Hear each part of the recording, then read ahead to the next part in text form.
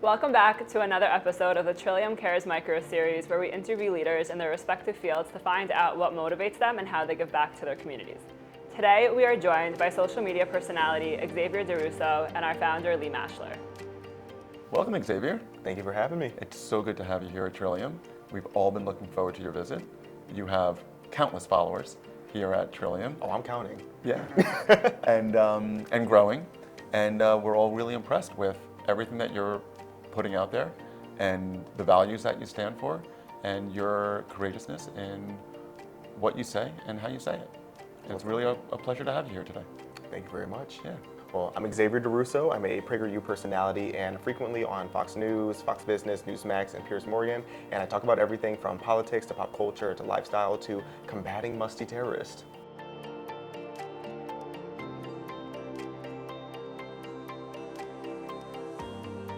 So yeah, we met at 1,000 Strong NYC at that fundraiser. Yeah, so we met at an event really geared towards millennials.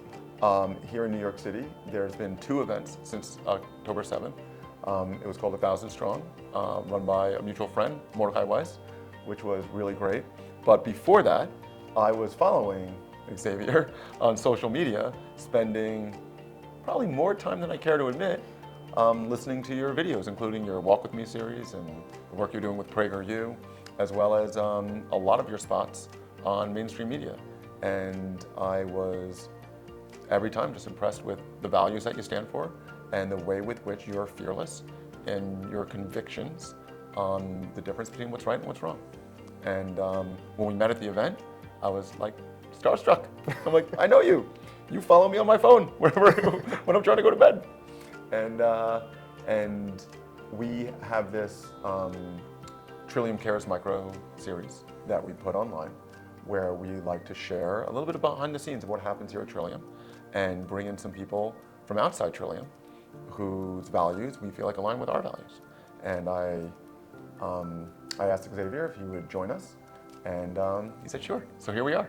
Of course, it's one of the things that I've realized is really important, especially in the last year, is you have to align with organizations and companies that align with your values. So when I learned a bit about what you guys were doing here and you were introducing Trillium Cares to me, I was just like, okay, like this is definitely someone I want to sit down with. So thank you for having me here and for all the kind words. Yeah, it's a real pleasure. So Trillium Cares was born after the events of October 7th.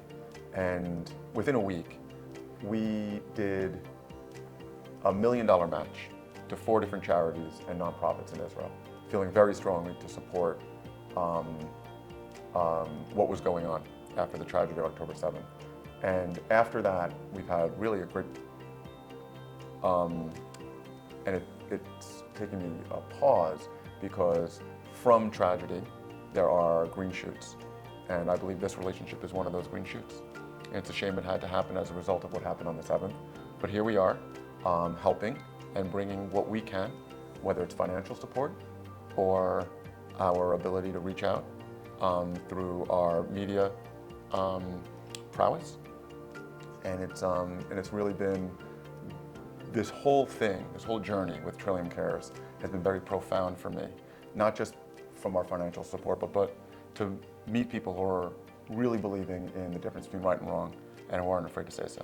And that's just one of the really great benefits and pleasures that I have, and one of the things that continues to drive me in the work that I've been doing.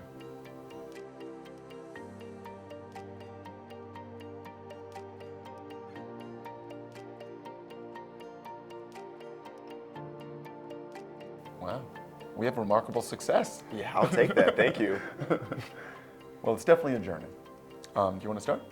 Yeah, for sure. You know, there's so many lessons I've learned since I've started doing content creation because a lot comes at you. When you become a public person and you start putting your opinions online, it's one of the things that people are so afraid to do, and I can understand why. And I've really just come to find out this saying that I'm always saying over and over again is that I'm no longer concerned about who boos me because I know what it is that they cheer for. I know that if people are supporting everything that is the antithesis of my values, then there's no reason for me to be concerned, and the decisions that I make and the moves that I make in my career based on what someone who hates me and hates everything I stand for is going to say anyway. So I've become that much more opinionated. And what I always tell people, especially what I've told the Jewish community since October 7th, is you can't spend your life being on defense. If you are spending all of your time explaining and defending yourself against fraudulent narratives, then you're not taking that energy and that time to showcase to the world who you actually are. So you need to put your focus in putting your values out there, and taking that step forward, being unapologetic in what it is that you stand for. Because if you're not standing for anything, you're going to fall for everything. Unapologetic. Very. Very. You won't hear me say sorry. No. No. Same. Another reason why we get along. So it is a journey, and life is going to throw at you a ton of unexpected challenges, and there is adversity pretty much behind every single phase that you're going through, both in your professional life and your personal life. As you go from where you are to where you want to be, it's not a straight line. But like anyone who practices anything, a musician, an athlete, a student, a chess player, a poker player, when you look back, you say, oh, well, it's because of all the hard work. That's how I got here. But when you're doing the work, sometimes you don't necessarily see the results. And you know you're in the right space, again, professionally or personally, when you are doing the work, you're putting in the time, even if you're not seeing the results, if it aligns with your values, it could be hard, it could be challenging, but inside you know it's right. When you're raising kids, you have to tell them 1,000,000 times the things that you expect out of them. But you know it's right, and you just stick with it. And then one day you look back and you're like, oh, I have good kids. Same with your career. You know it's right, you work at it, and you can look back and you say, oh, I've had a good career. And I hope I'm not saying that in the past tense. I hope I'm not saying that in the half past tense. I'm still young, I'm relatively young, and I like what we're doing here at Trillium, and I'm very, very focused each and every day on making this place as good as possible. 1% better every day. And it's so true when you think about just the resilience you need to have, overcoming the adversity, and just realizing it's never going to be a straight line. If it were a straight line, everybody would be in the position that you're in. But what I always say, it's like when you're looking at a GPS, you don't just go down some random routes hoping that you end up being where you want to be. You need to set at least the framework of the destination of where you're going to go. And sometimes you might mess up and take a wrong turn, but that GPS is going to reroute, and you have to keep steady on that path. Even when you're in a place sometimes where you're looking around, you have no idea what's around you. You might end up on some random back road when following a GPS and not know exactly where you are, but you do know where you're going, and those results are bound to come as long as you stay on that route.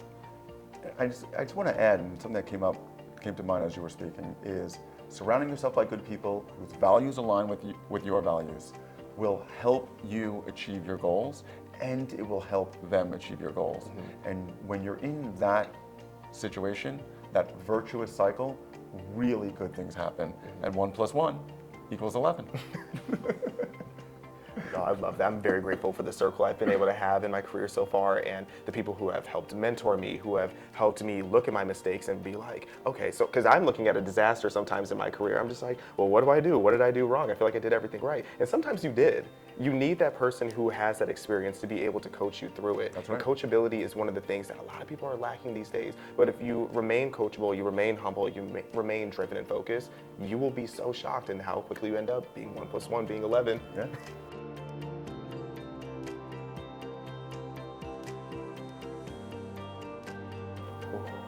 So I don't know if you saw, I recently snuck into the UCLA encampment that they had with all the pro-Palestinians, and obviously, like, I'm someone who stands very firmly with Israel. And the reason I did that was because the goal I made for myself this year, because so much of the work I do is online, I told myself I absolutely must get my boots on the ground, see what people are actually saying rather than what I'm hearing people say online. So going there just really opened my eyes to what it's like going into an encampment like that, because what I did is I snuck back there and I started asking people questions. I was eavesdropping on people's conversations, and I was hearing how so many of these people were just misguided.